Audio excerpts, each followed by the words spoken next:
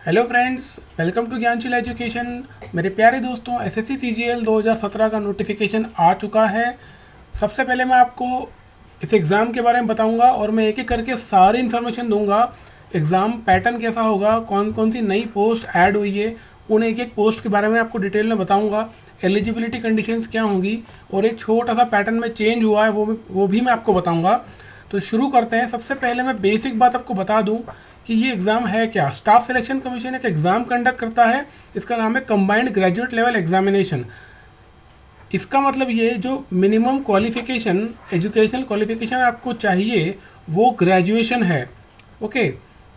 अब इम्पॉर्टेंट बात ये है कि ये एग्ज़ाम किसकी पोस्ट के लिए होती है। ग्रुप बी और सी ऑफिसर पोस्ट है। गवर्नमेंट ऑफ इंडिया में सेंट्रल गवर्नमेंट की जितनी भी मिनिस्ट्रीज़ है उसमें कोई भी ऑर्गेनाइजेशन है, कोई सेंट्रल गवर्नमेंट का डिपार्टमेंट है, उन सब में जो रिक्रूटमेंट होता है उसके रिक्रूटमेंट के लिए ये एग्ज़ाम होती है।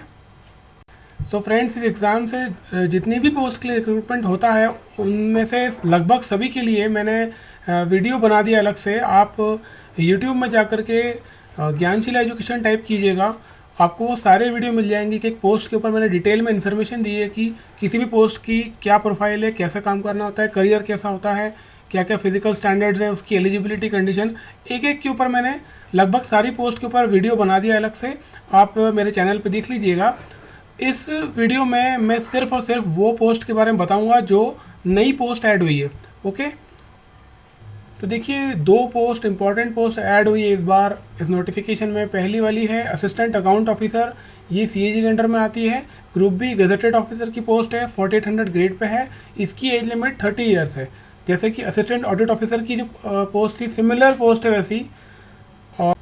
और दूसरी जो पोस्ट ऐड हुई है वो असिस्टेंट या सुपरिटेंडेंट की पोस्ट है, अदर मिनिस्ट्रीज डिपार्टमेंट ऑर्गेनाइजेशन में।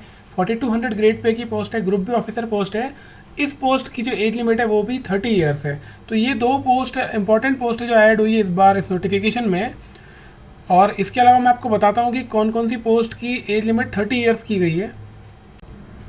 तो देखिए, असिस्टेंट सेक्शन ऑफिसर जो लास्ट ईयर पे थी, सेंट्रल सेक्रेटरीट सर्विसेज की 30 ईयर्स है। इसके अलावा असिस्टेंट इन इंटेलिजेंस ब्यूरो, इसकी एज बढ़ा के 27 से 30 कर दी गई है। Assistant in ministry of railway, इसकी एज बढ़ा के 30 साल की गई है। Assistant in ministry of external affairs, बहुत इंपॉर्टेंट पोस्ट है, इसकी एज भी बढ़ा करके 30 साल कर दी गई है। Assistant in armed forces headquarters में इसकी पोस्ट भी, इसकी एज भी 30 साल की गई है। और अदर मिनिस्ट्री में असिस्टेंट होते हैं उसकी एज भी 30 ईयर्स है। इसके अलावा बहुत इंपॉर्टेंट पोस्ट है इनकम टैक्स इंस्पेक्टर, इस पोस्ट की एज लिमिट बढ़ा करके 27 से 30 साल की गई है। बहुत इंपॉर्टेंट पोस्ट है। तो ये उन लोगों के लिए बहुत अच्छी न्यूज़ है जिनकी एज 27 के ऊपर हुई थी लास्ट ईयर। इसके अलावा सीबीआई की सब इंस्पेक्टर की जो पोस्ट है उसकी भी एज लिमिट 30 ईयर्स ही है, लास्ट ईयर भी 30 ईयर्स थी। तो चलिए थोड़ा पैटर्न की बात कर लेते हैं एग्ज़ाम के बारे में।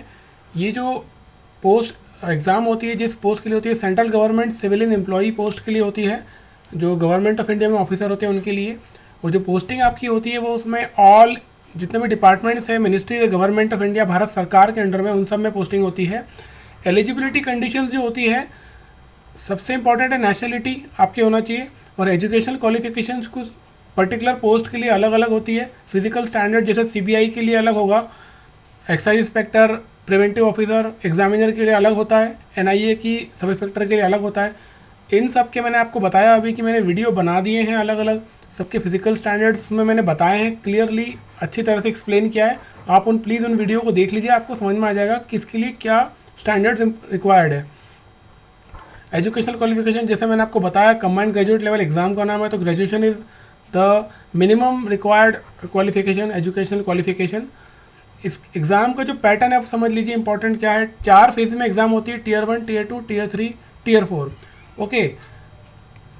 और एग्ज़ाम जो होती है वो 1 साल में एक बार होती है और ये स्टाफ सिलेक्शन कमीशन इसको कंडक्ट करता है। अब हम देख लेते हैं ये एग्ज़ाम कब कब होगी और टीयर 1, टीयर 2, टीयर 3, टीयर 4 क्या क्या होता है, कैसे कैसे पेपर होते हैं, कितने नंबर के होते हैं, वो सब डिटेल हम देखते हैं अब। तो देखिए, एग्ज़ाम नोटिस जो 15 मई को शाम को 7 बजे आ चुका है और जो अप्लाई करने की एप्लीकेशन फॉर्म भी ओपन है और अप्लाई करने की लास्ट डेट जो है वो 16 जून 2017 है। पहला एग्ज़ाम टीयर 1 एग्ज़ाम जो होगा वो 1 अगस्त से लेकर के 20 अगस्त तक होगा। ये ऑनलाइन एग्ज़ाम होती है। मैं डिटेल में बताऊंगा आपको इसमें कितने क्वेश्चंस होते हैं, क्या होता है। 1 अगस्त से 20 अगस्त में 2-3 शिफ्ट में एग्ज़ाम होती है, एक एक दिन में 3-3 शिफ्ट होती है। उसके बाद टीयर 2 एग्ज़ाम होगी। वो स्टूडेंट्स, वो एस्पिरेंट्स जो टीयर 1 एग्ज़ाम को क्वालिफाई करेंगे वो ही टीयर 2 में अप्लाई एलिजिबल हो पाएंगे, टीयर 2 में बैठ पाएंगे। तो ये चीज़ आप ध्यान रखिएगा, आपको टीयर 2 में अगर बैठना है तो उसके लिए टीयर 1 क्वालिफाई करना कंपलसरी है। टीयर 2 एग्ज़ाम जो होगी वो 10 नवंबर को और 11 नवंबर 2017 को होगी।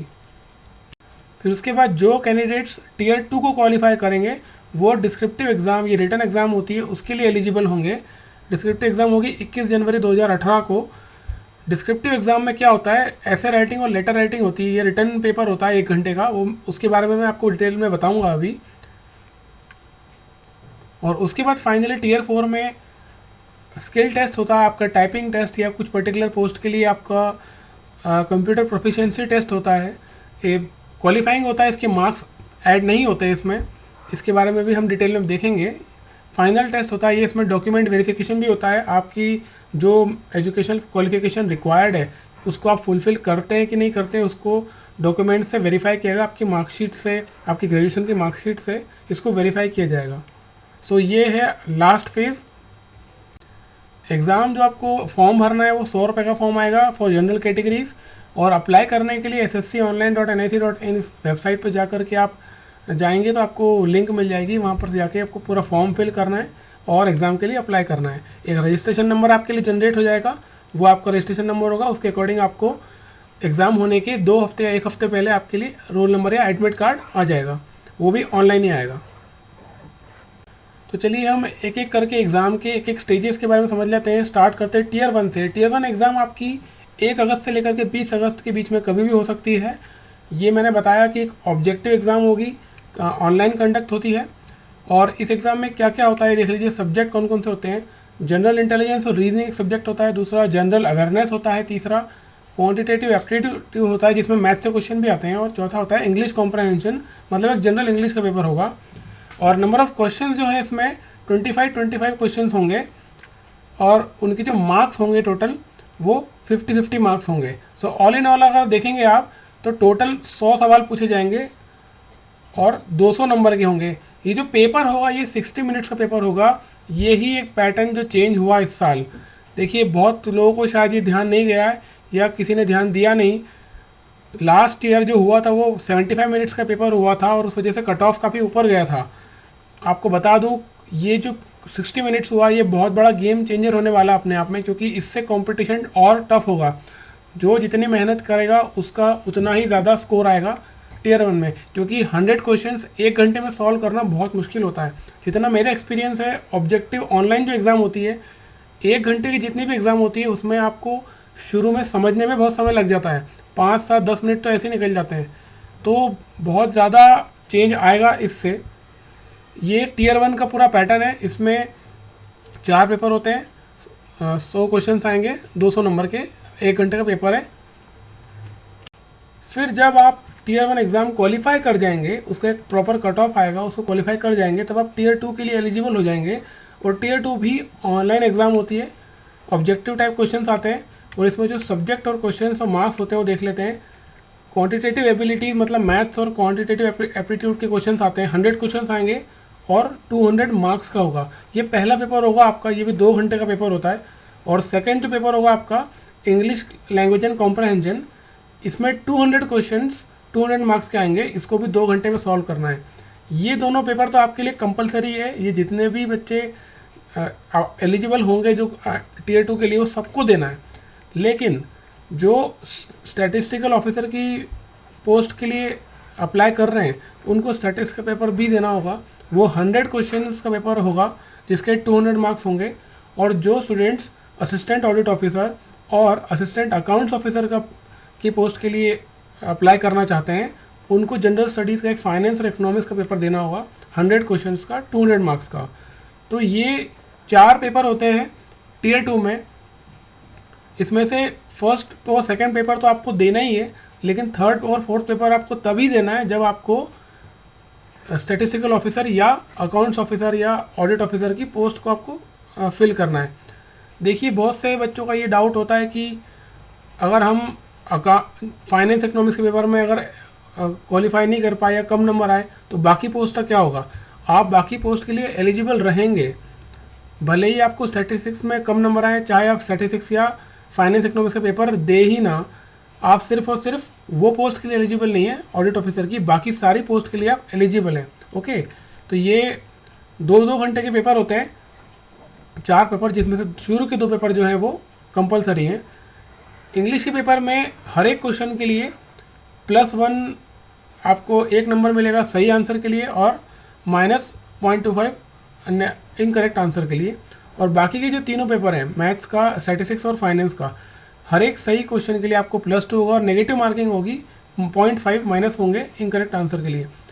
देखिए वो Tier 1 के लिए भी ऐसा ही है, 200 मार्क्स का क्वेश्चन पेपर है और 100 क्वेश्चन हैं, तो हर एक सही क्वेश्चन के लिए, आंसर के लिए आपको 2 मार्क्स मिलेंगे, और नेगेटिव मार्किंग जो है -0.5 है। देखिए उसके बाद अगर आप Tier 1 और Tier 2 का कंबाइंड जो कट ऑफ आएगा उसको क्वालिफाई कर जाते हैं तो आप Tier 3 के लिए एलिजिबल हो जाते हैं। Tier 3 जो है वो डिस्क्रिप्टिव पेपर है, मैंने बताया था, 1 घंटे का पेपर होता है पेन पेपर मोड में, 100 मार्क्स टोटल मार्क्स होते हैं इस पेपर के, और ये मार्क्स ऐड होते हैं। पेन और पेपर पे आपको लिखना है, ये एग्ज़ाम ऑनलाइन नहीं होगी। Tier 1 और Tier 2 ऑनलाइन एग्ज़ाम थी, लेकिन Tier 3 जो है वो डिस्क्रिप्टिव पेपर है, ऑनलाइन नहीं, ऑफलाइन एग्ज़ाम है पेन पेपर मोड में। इस पेपर में ऐसे राइटिंग होती है और लेटर राइटिंग होती है। 250 वर्ड्स का आपको ऐसे टॉपिक दे दिया जाएगा, 50 मार्क्स का ऐसे आएगा, 50 मार्क्स का लेटर राइटिंग आएगा। ये जो पेपर है इसके मार्क्स एग्ज़ाम में ऐड होते हैं, 100 में से जो भी जितने भी नंबर आएंगे आपको टोटल फाइनल मेरिट लिस्ट में ये मार्क्स ऐड होंगे। तो ये पेपर भी काफ़ी गेम चेंजर होता है, काफ़ी इंपॉर्टेंट होता है। एक और इम्पॉर्टेंट बात है, ये जो एग्ज़ाम होती है इसमें जो आपको ऐसे लिखना है और लेटर लिखना है, ये आप हिंदी और इंग्लिश दोनों में लिख सकते हैं। ये आपके ऊपर, आपकी चॉइस है आपको कौन सी लैंग्वेज में पेपर लिखना है। तो ये फ्लेक्सिबिलिटी दी हुई है एसएससी ने इस पेपर को लेकर के, आप किसी भी लैंग्वेज में, या तो हिंदी में या इंग्लिश में, दोनों में से किसी भी लैंग्वेज में आप ऐसे और लेटर लिख सकते हैं। और एट लास्ट Tier 4 जो बचता है उसमें 2 चीज़ें होती है, एक होता है स्किल टेस्ट। स्किल टेस्ट में होता है, टाइपिंग होती है, आपको 2000 की इम्प्रेशंस पर 15 मिनट आपको टाइप करना होते हैं, लेकिन ये सिर्फ एक पोस्ट के लिए होता है, tax assistant in central excise and income tax. और दूसरा होता है CPT टेस्ट। ये CPT टेस्ट भी सिलेक्टेड पोस्ट के लिए ही होता, सारी पोस्ट के लिए नहीं होता। इन दोनों चीज़ों के लिए अभी आप चिंता मत कीजिएगा, अभी सिर्फ अपने Tier 1 पे फोकस कीजिए। 1 अगस्त से जो एग्ज़ाम शुरू होने वाली है वो बहुत इंपॉर्टेंट है, टाइपिंग और ये सब चीज़ें, क्योंकि ये क्वालिफाइंग है, बाद में भी आप कर सकते हैं। बस आप जानकारी ज़रूर रखिए कि आपको पता होना चाहिए कि क्या क्या हो रहा है। और उसके अलावा डॉक्यूमेंट वेरिफिकेशन होगा, जो आपने ग्रेजुएशन किया है, जो भी एसेंशियल क्वालिफिकेशंस रिक्वायर्ड है उसके लिए जो डॉक्यूमेंट नेसेसरी हैं, जैसे कि मार्कशीट्स हैं, ग्रेजुएशन की डिग्री है, ये सब आपको वहाँ पे प्रेजेंट करना होगी, तो वो फाइनली होता है। ये सबसे लास्ट की चीज़ें, ये कम से कम 1.5 साल के बाद ये सब होने वाला है, तो प्लीज़ इसके लिए अभी चिंता मत करना, सिर्फ और सिर्फ एग्ज़ाम के बारे में सोचना अभी। फ्रेंड्स, मैंने पूरी कोशिश की है कि आपको सारी की सारी इन्फॉर्मेशन इस वीडियो में अवेलेबल कराने की, कोई इन्फॉर्मेशन छूटी नहीं है। जो भी बचता है फिजिकल स्टैंडर्ड से रिलेटेड या एलिजिबिलिटी कंडीशंस, तो मैंने अलग से वीडियो बनाए हैं। आप यूट्यूब पर जा करके आप ज्ञानशिला एजुकेशन टाइप कीजिए, चैनल पर जाइए, प्लेलिस्ट में जाइएगा, वहाँ आपको हर एक चीज़ मिल जाएगी।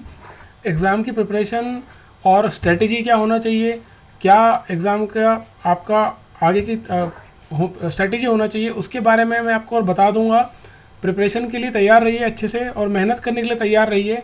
मेरा विश्वास कीजिए, आप थोड़ी सी तरीके से मेहनत करें तो इस एग्ज़ाम को आराम से क्लियर किया जा सकता है। मेरा अच्छा खासा एक्सपीरियंस है इस एग्ज़ाम को लेकर के, और मैं आपको विश्वास दिला सकता हूँ।